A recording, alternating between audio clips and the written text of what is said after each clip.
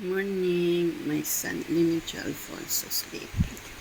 This is our family brunch at Home Block for the World Cup Singapore.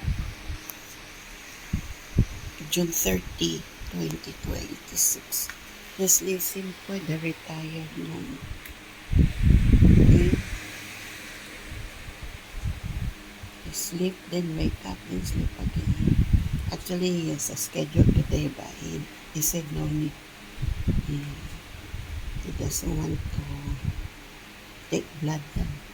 So next week na lang to. Next week. Appointment to the this polyclinic. He never go today.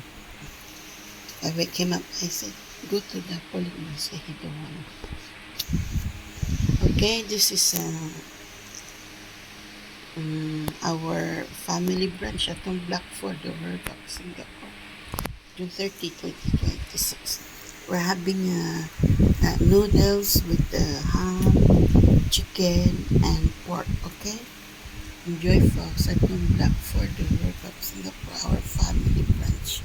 Yes, I'm leaving Chelfons sleeping. Enjoy Singapore. Please listen po the retired man.